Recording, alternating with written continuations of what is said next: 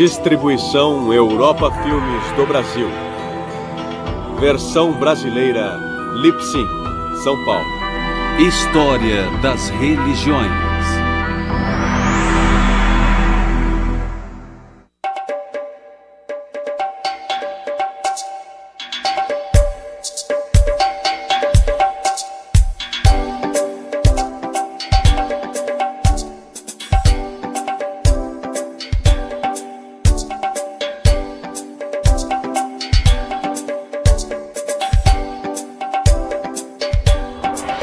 Religiões africanas e afro-americanas. A África atual inclui mais de 40 estados-nação, muitos deles com uma grande variedade de culturas e religiões.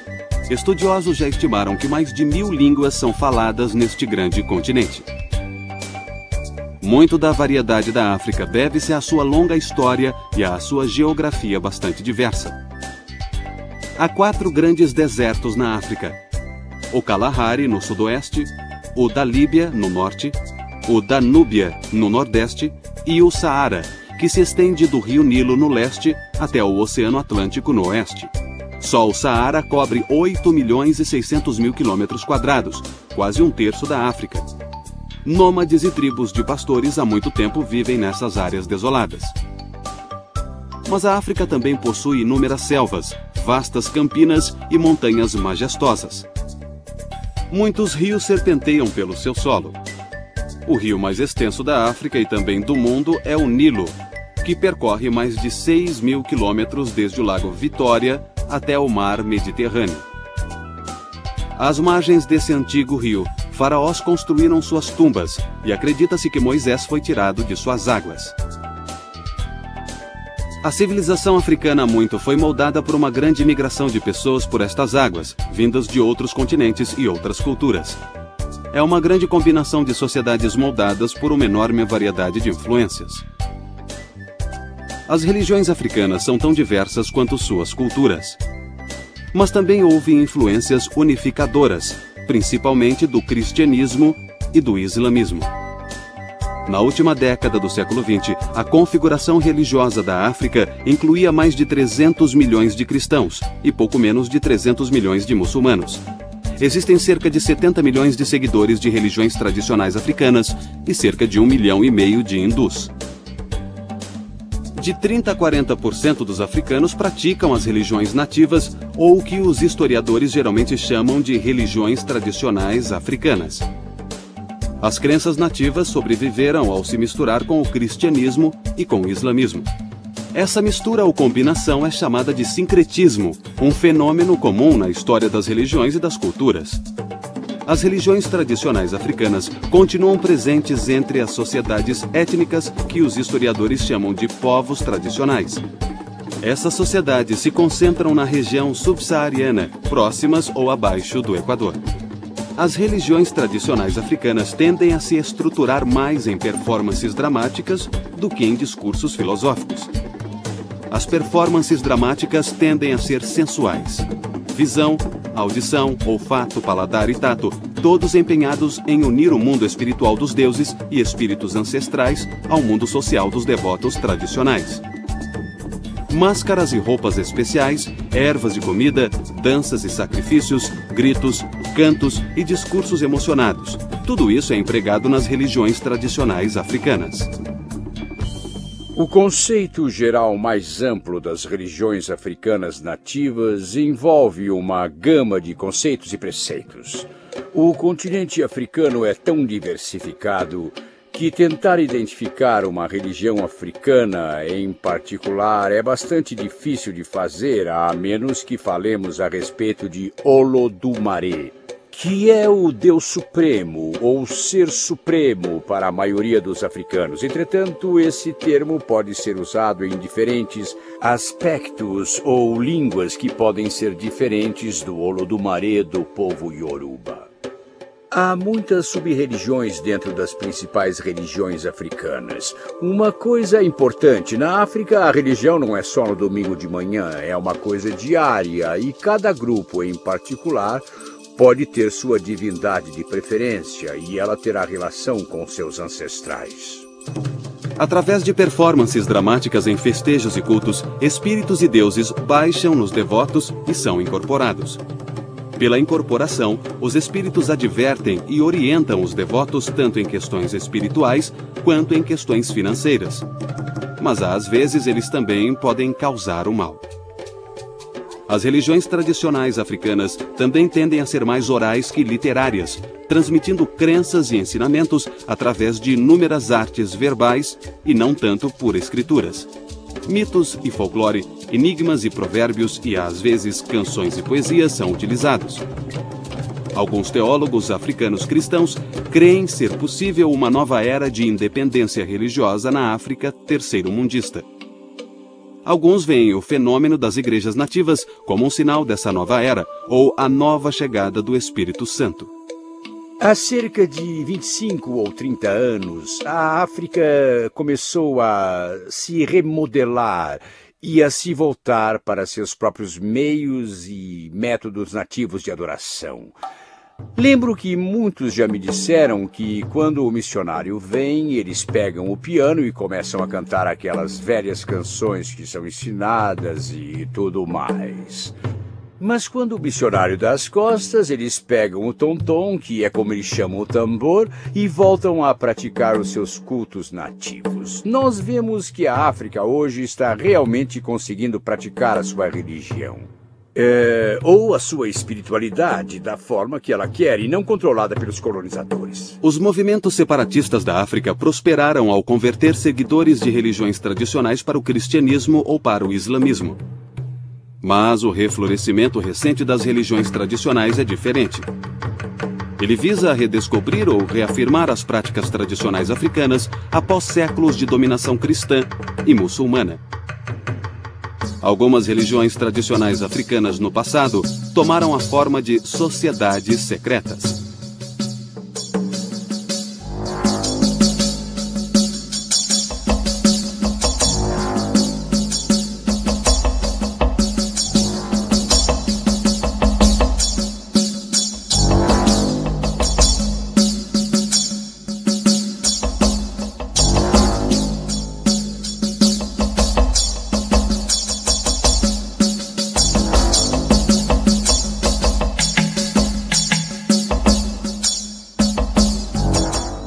Hoje, as sociedades secretas da África se tornaram outro elemento dos movimentos neotradicionais.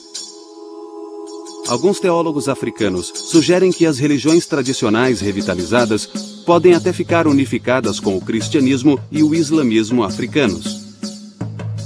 Alguns até especulam que tais forças unificadas podem um dia unir a África como uma só nação. Hoje é comum dizer que os mitos constroem o mundo. Sobretudo para os tradicionalistas africanos, os mitos são histórias excepcionais, exemplares, cheias de significado sagrado e moral. Alguns mitos africanos referem-se ao comportamento moral, explicando por que certas práticas devem ser feitas de um modo e não de outro. Mas outros mitos expressam valores e atitudes morais em relação à realidade da África tradicional. Mitos e folclore, juntamente com outras artes orais, como enigmas e provérbios, têm assim uma função social ao dar à vida diária um significado transcendental. Apesar de gerações em contato com outras religiões dominantes, os iorubás conseguiram preservar virtualmente intactos os mitos tradicionais que há muito compõem suas práticas religiosas. O povo iorubá é um dos grupos religiosos mais numerosos no oeste da África, chegando a 15 milhões de pessoas. Embora habitem a maior parte da Nigéria, os iorubás também habitam regiões que vão do Benin até o rio Níger. Os iorubás não são meramente uma tribo. Eles já foram uma civilização próspera, dedicada à lavoura e ao engenho. A religião iorubá é geralmente associada ao politeísmo. Mas tal associação ignora totalmente a natureza da religião iorubá, assim como seus mitos, seu folclore e seus rituais. A religião iorubá de fato abrange um conjunto de divindades, mas todas elas são manifestações de uma divindade suprema. A estrutura Ifá, Orixá ou o Panteão começa com o Olodumare, que é traduzido como o controlador do universo.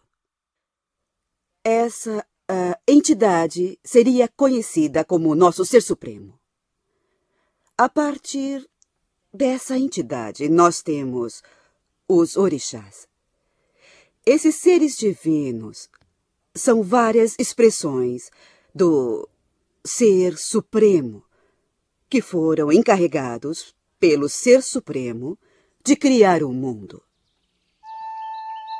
Essa versão comum do mito da criação dos Yorubás nos revela algo sobre a relação entre o Olodumare e as divindades menores chamadas de orixás. Cada orixá é uma representação ou manifestação do poder de Olodumare, mas nenhum deles é Olodumare. Somente Olodumare é supremo. As outras divindades exercem um papel muito importante. Elas são mais atuantes nas questões humanas. E o Ser Supremo é meio que representado por essas outras divindades, e cada uma tem seu próprio altar, tem seu próprio sacerdócio, seu próprio conjunto de tabus e objetos sagrados, locais sagrados, e controla aspectos específicos do comportamento humano ou de todos os nossos problemas globais. E isso praticamente não existe nas religiões tipicamente ocidentais. O Olodumare, de fato, remonta aos primórdios da mitologia iorubana, mas seu poder e sua presença é manifestada e transmitida em mitos que personificam a natureza e os processos naturais. A terra, os rios, lagoas e oceanos, tudo é respeitado como pessoas ou deuses. Às vezes, o Olodumare é até mesmo retratado como uma pessoa importante que viveu há muito tempo. O Orixá Nlá, também chamado de Obatalá, é uma manifestação de Olodumare. Esse orixá, ou deus menor, é o criador, o modelador das formas humanas.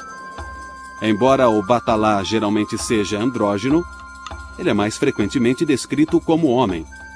Ele é o criador dos bebês no útero. Ele até mesmo cria os deformados e desfigurados. Portanto, zombar de tais criaturas desafortunadas é zombar do próprio Obatalá. Não está totalmente clara qual é a relação entre Obatalá e os outros orixás, mas de acordo com a mitologia iorubana, existe aparentemente uma hierarquia de orixás. Alguns têm sua origem no próprio Olodumare. De acordo com a primeira versão do mito da criação, esses orixás originalmente habitavam os céus com Olodumare e eles auxiliam Obatalá em seu trabalho de criação. Esses orixás também são divindades primordiais. Entre eles estão Exu, Xangô, Ilê e Olum-Milá. Olum-Milá também leva o título de Babalaô, o pai dos mistérios. Ele é enviado por Obatalá para dar orientação. Exu, outro orixá primordial, é representado na mitologia iorubana como o brincalhão. O brincalhão ou travesso aparece em muitas mitologias tradicionais africanas. Os muçulmanos e os cristãos geralmente associam Exu com Satanás, o acusador ou enganador. A associação não é de todo enganosa, porque Exu desafia e põe à prova. Ele também tem grande conhecimento dos desejos secretos e do destino dos devotos. Exu é o senhor de todas as decisões, porque decisões são realizadas numa encruzilhada. Isso significa que você pode ir por um caminho ou por outro. Então, Exu é o orixá a quem o devoto deve apelar para ter orientação e clareza na hora de tomar decisões. Exu provoca brigas e mau comportamento entre as pessoas para suscitar a virtude entre elas. Dessa forma, ele acaba suscitando a ordem moral e a digressão religiosa. Ele é muitas vezes representado com formas humanas, com chifres na cabeça e com uma clava ou faca ao lado. Às vezes ele é um homem pequeno que, embora cheio de pompa, também tem consciência de sua baixa estatura. Em algumas tradições, Exu é representado por um falo. Nos mitos iorubanos, ele quase sempre traz calamidade. E num dos mitos, ele até mesmo invoca a calamidade entre os demais orixás primordiais. Xangô, como Obatalá e Exu, é uma divindade primordial. Por fim, Ilê, ou Mãe Terra, é outro dos orixás primordiais. Acredita-se que ao nascer, nós repousamos nela, e ao morrer, retornamos a seu ventre. E em cada refeição, os ancestrais que habitam nela são honrados com algumas gotas de bebida jogadas no chão. Ogum, a divindade da guerra, é o patrono do ferro. Habita às margens da sociedade. Ele é o patrono da caça e das florestas. Ogum é inovador e sabe o que está acontecendo em outras sociedades. Ele se comunica com os espíritos dos céus, das selvas, dos pastos e da tecnologia. Dizem que, onde dois pedaços de ferro são unidos e seu nome é invocado, Ogum estará lá.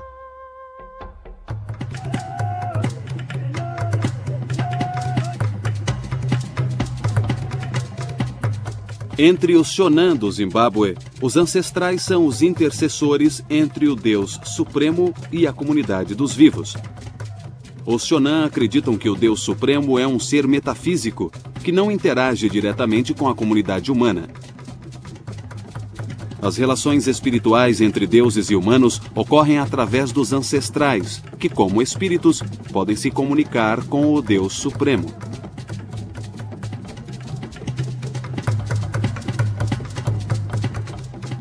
Mas os ancestrais Shonan também são espíritos humanos que se mantêm ligados à sociedade terrena.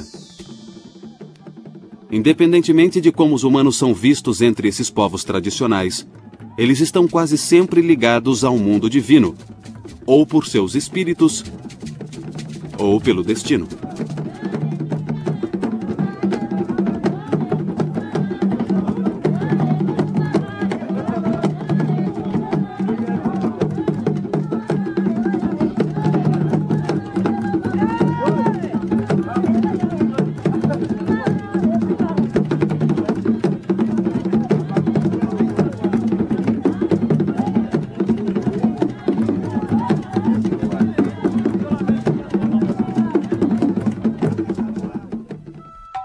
A devoção aos ancestrais implica em interdependência, porque os ancestrais fazem a mediação entre a vida da comunidade com a vida divina. Os ancestrais participam ativamente tanto no domínio dos mortos quanto no dos vivos. Os Yogi, que é o plural de Yog, não são presenças sempre amigáveis ou más em certos santuários. Tais espíritos e forças também se envolvem nos conflitos da sociedade com outros Yogi. Alguns desses Yogi podem trazer calamidade, principalmente doenças. Os Acholi praticam rituais para apaziguá-los ou expulsá-los, às vezes através de provações longas e torturantes. Os rituais de cura dos Acholi envolvem primeiro um curandeiro, um adivinho, que verifica uma doença como sendo causada por um Yogi. Junto a assistentes e à família, o curandeiro e seus auxiliares cantam canções Yogi. Tambores e chocalhos são usados para soar vários ritmos. No processo, às vezes o Yogi possui o curandeiro, fazendo com que ele ou ela se agitem violentamente. Se isso acontece, o ritual para. O curandeiro então chama alguém com mais experiência, autoridade e força para dar continuidade ao tratamento. Os remédios tradicionais africanos são feitos de cascas e seivas de árvore e extratos de raízes e outras ervas. E conforme observado nos rituais de cura dos Acholi, tratamentos farmacêuticos e adivinhações ajudam a restaurar a vitalidade daqueles cuja doença é tida essencialmente como um mal do espírito. Os Yorubás, assim como outros grupos religiosos tradicionais, consideram os seres humanos como um composto. o espírito retorna para Olodumare, a divindade suprema, enquanto o corpo retorna para Ilê, a Mãe Terra. Após a morte de alguém e em determinadas ocasiões, os africanos tradicionais festejam num ritual de dança chamado Egungun. A celebração do Egungun é exclusiva em sua performance. Mulheres e crianças são proibidas de se aproximar do espírito, já que seria o mesmo que se aproximar dos mortos. Mas o Geledê é a mais democrática das festas e cerimônias iorubanas.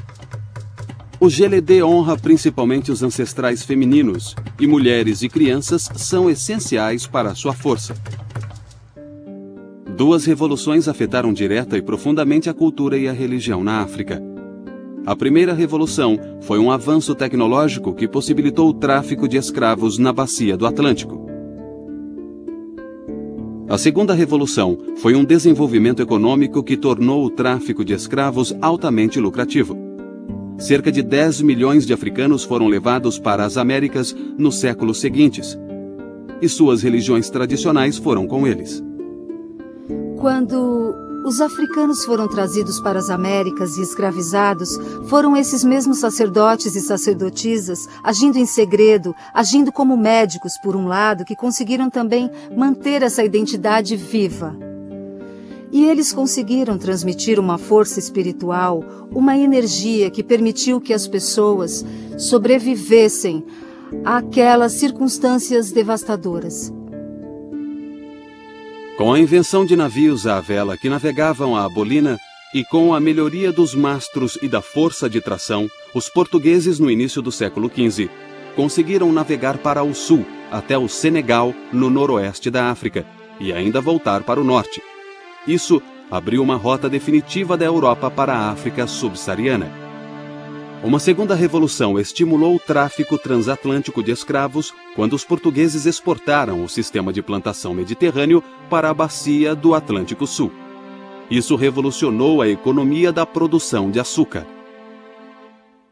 Quando os dirigentes da Companhia Holandesa das Índias Ocidentais expandiram esse sistema pelo Caribe e pela América do Norte, seguiu-se uma explosão de demanda por mão de obra, principalmente mão de obra escrava.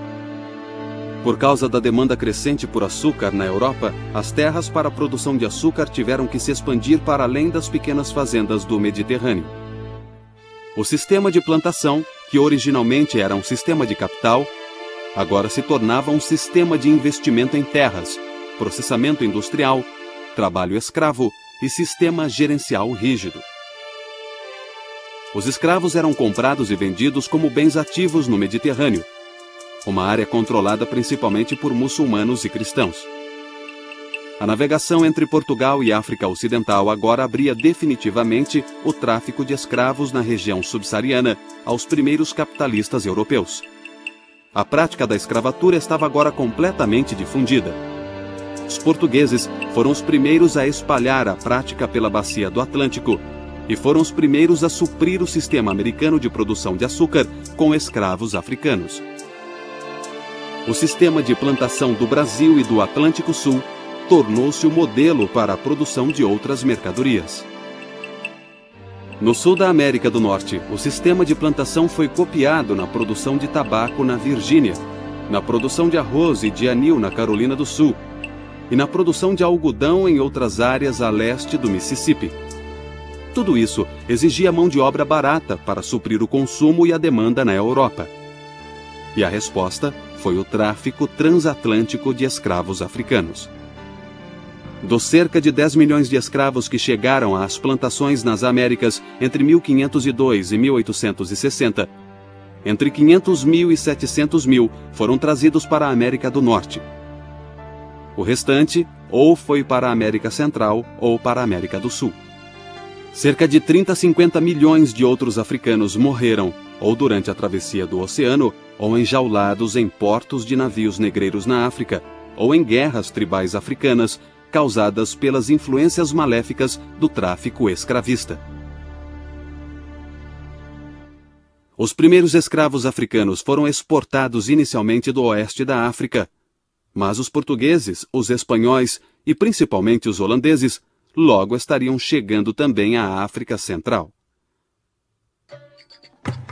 As religiões tradicionais africanas são fundamentadas em rituais que visam a algum favor, vantagem ou orientação dos espíritos ancestrais. O aspecto performático da religião na África inclui muitos fenômenos relacionados à magia, como encantos, amuletos, santuários, adivinhações e possessões espirituais. Na verdade, tais fenômenos mágicos caracterizam as religiões africanas tanto quanto as artes orais que comentamos antes. As funções dos encantos e amuletos na África estão relacionadas a poderes, espíritos, divindades menores e fantasmas. Este fetiche africano, que se chama camise na língua africana, representa uma figura de poder.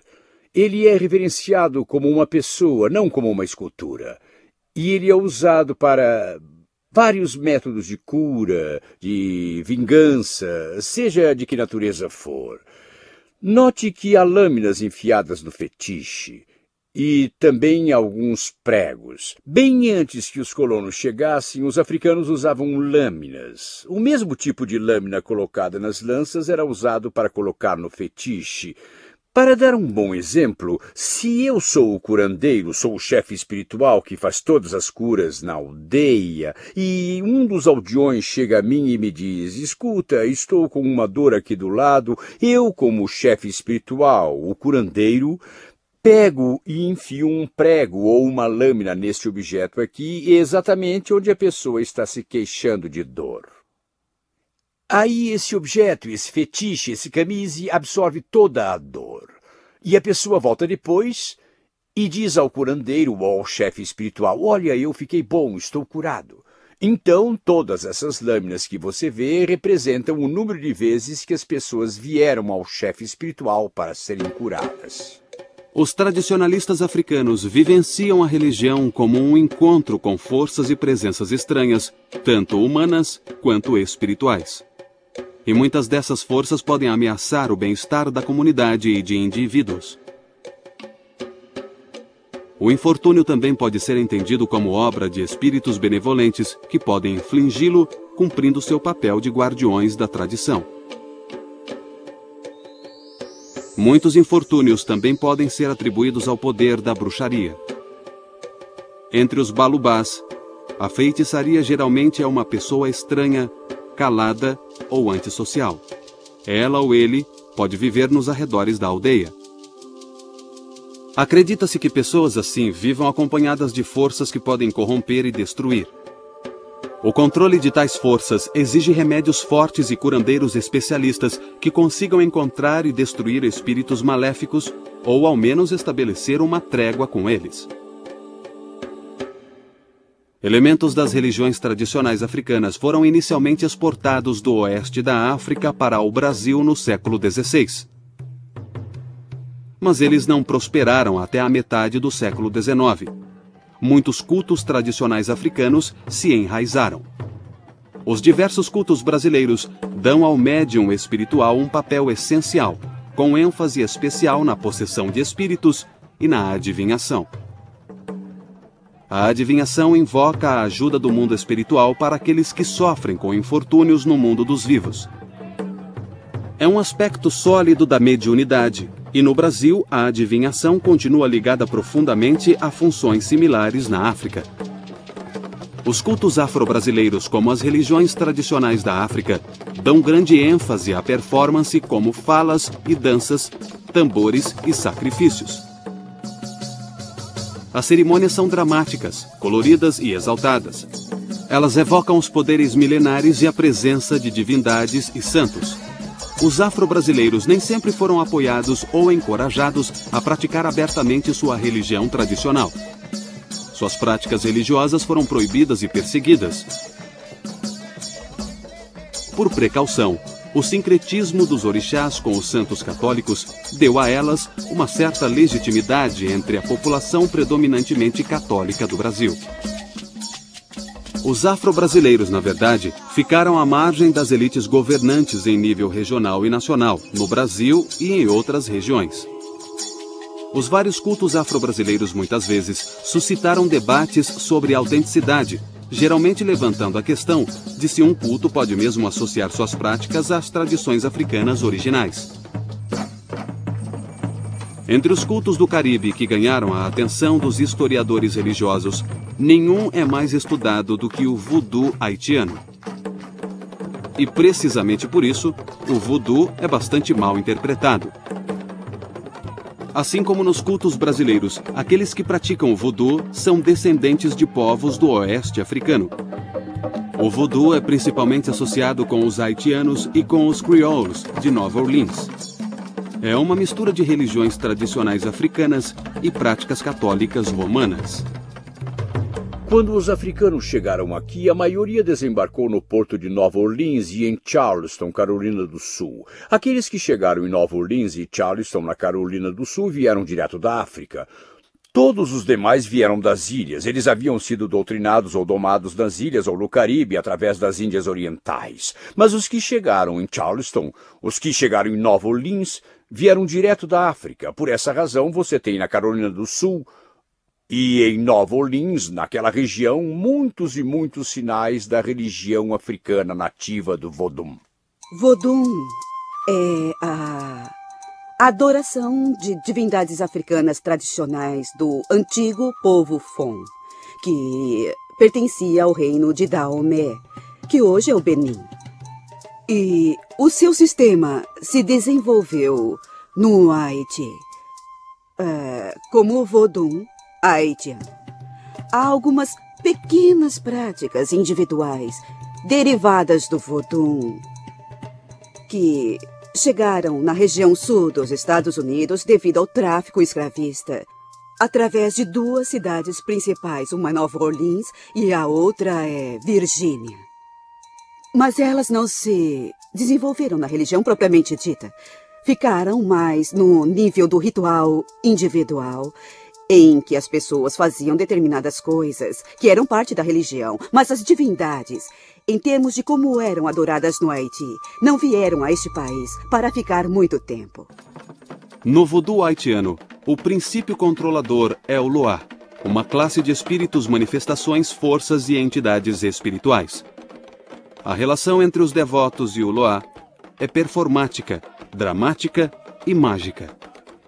Exatamente como era nos cultos dos ancestrais na África.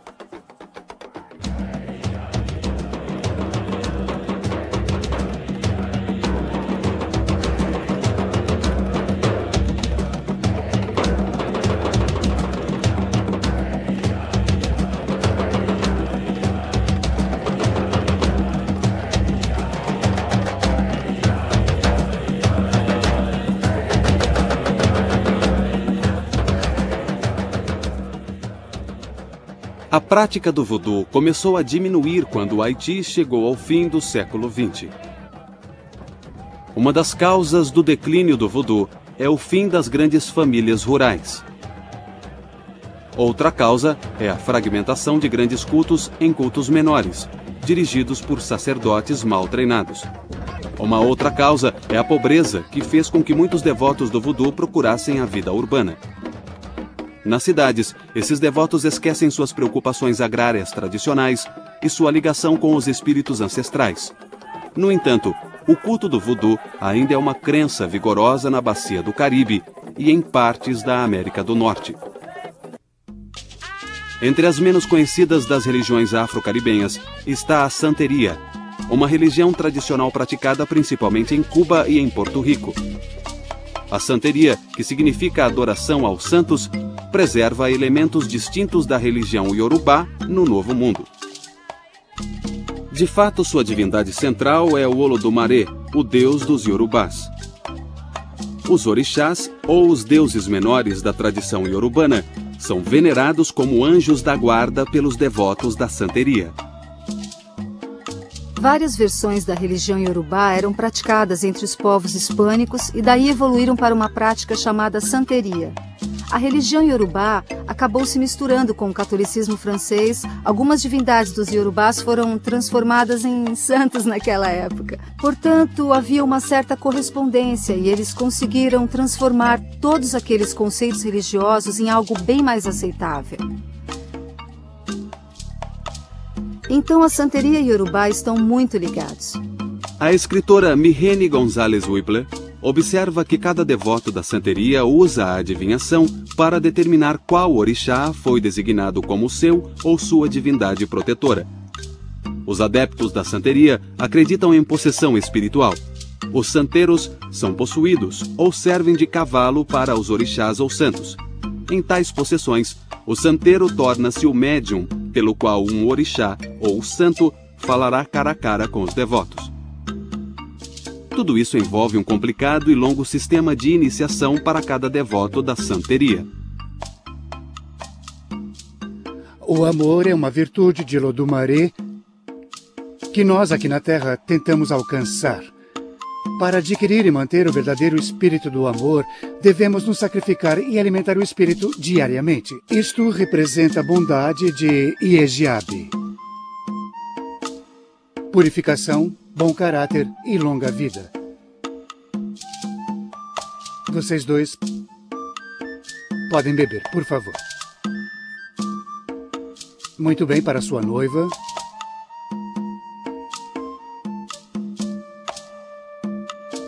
Anje, Anje Mai.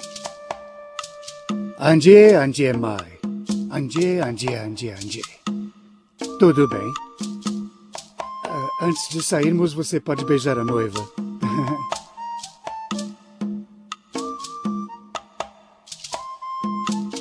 Mas esse foi um beijo muito bonito mesmo. Então vamos lá, tudo bem? Anje, Anje, Anje, Anje, Anje Mai. Os senhores de escravos espanhóis em Cuba associavam a santeria à adoração do diabo e os devotos acabaram sendo perseguidos. Por isso, sua prática durante muito tempo foi feita em segredo. Como o voodoo, a santeria ainda está envolta em segredo. E assim como no voodoo, pessoas de fora consideram a santeria exótica e diabólica. A santeria é vista com suspeita principalmente porque os sacrifícios são parte essencial dos rituais. E até o sacrifício com sangue pode ser praticado quando envolve uma importante questão espiritual. Os cultos neotradicionais africanos não são tão comuns nos Estados Unidos quanto são na bacia do Atlântico Sul.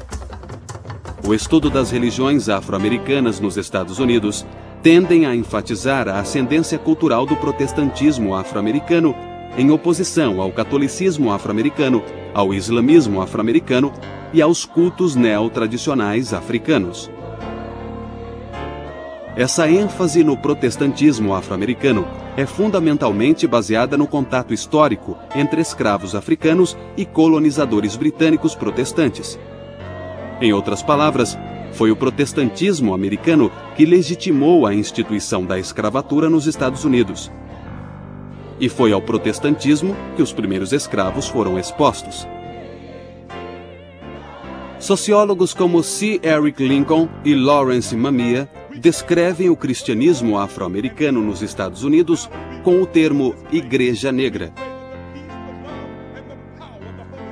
Sociologicamente, as igrejas negras são aquelas constituídas por qualquer cristão negro, se ele ou ela for membro de uma congregação negra. As igrejas negras, assim definidas, são as 7 maiores congregações independentes, controladas exclusivamente por negros e juntas agrupavam 80% dos devotos religiosos negros no final do século XX. Certamente, uma coisa que precisamos dizer que foi transmitida das religiões tradicionais africanas está presente em toda a cultura e nas religiões afro-americanas é a música. A música, a cantoria, o evangelho, a música gospel, os spirituals, porque todo esse conjunto dessas performances religiosas, creio eu, está muito ligado à expressividade africana. A forma como todos na congregação se envolvem e as pessoas pulam, gritam, dançam, se emocionam e o ritmo da liturgia vai se elevando, atingindo o ponto máximo e depois retornando. Ali, com certeza, existe um padrão, um formato que permite, encoraja todos a participarem e a se envolverem também nesse processo.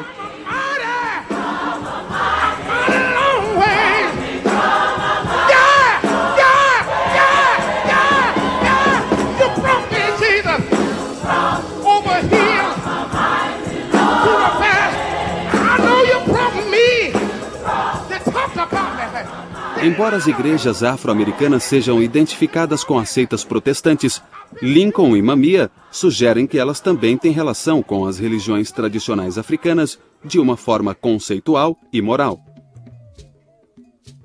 Eles explicam a relação em termos do que chamam de cosmos sagrado negro, que é um universo paralelo ao cristianismo europeu. A ideia do cosmos sagrado negro é, em parte, uma resposta a outros sociólogos que afirmam que as igrejas afro-americanas são apenas uma tentativa débil de imitar a cultura branca. Esses outros sociólogos dizem que as igrejas afro-americanas não exibem nenhum elemento excepcional que as diferencie do cristianismo e da cultura europeia. Mas para sociólogos como Lincoln e Mamiya, as igrejas afro-americanas são alternativas morais e religiosas para as grandes igrejas norte-americanas. Nós não viveremos em pecado porque somos filhos de Deus.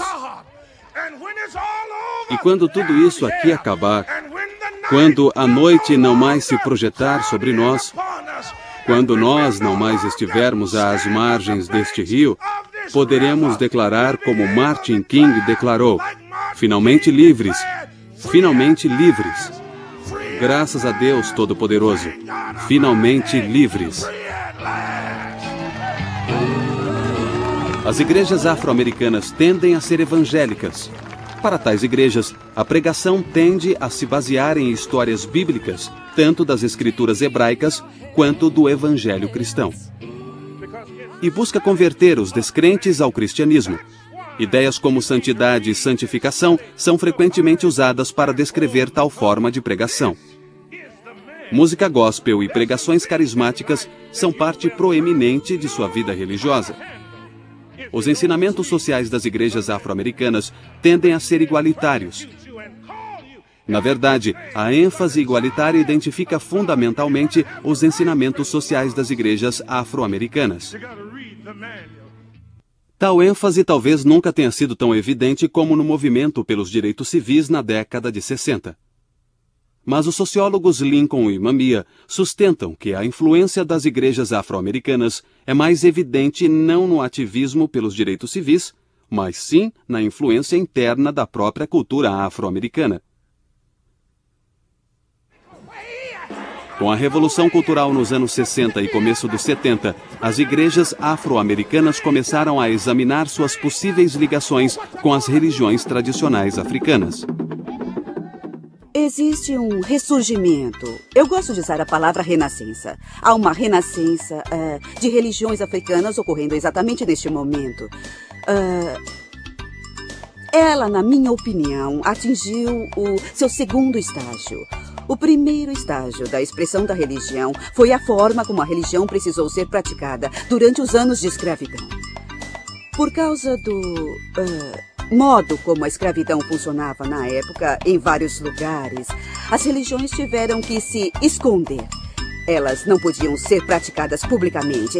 Elas, se fossem praticadas publicamente, tinham que ser sob um disfarce ou com uma máscara, fingindo fazer alguma coisa que não estavam fazendo ou fingindo ser uma coisa que não eram.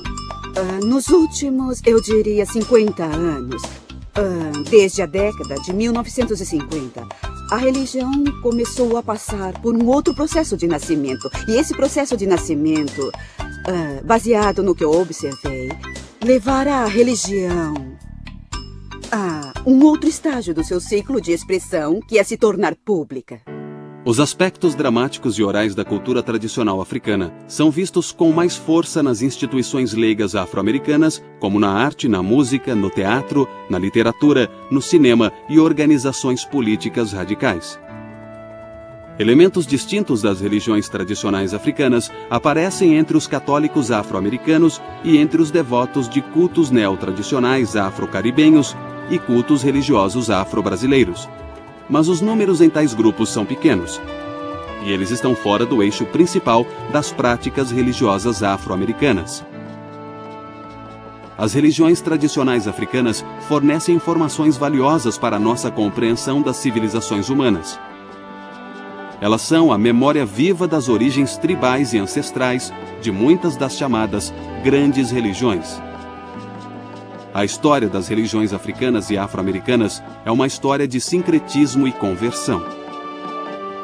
O fato de que as crenças religiosas africanas tenham sobrevivido sugere que tais crenças continuam a ser fontes vitais de sentido religioso e moral, tanto na África pós-colonial quanto nas Américas.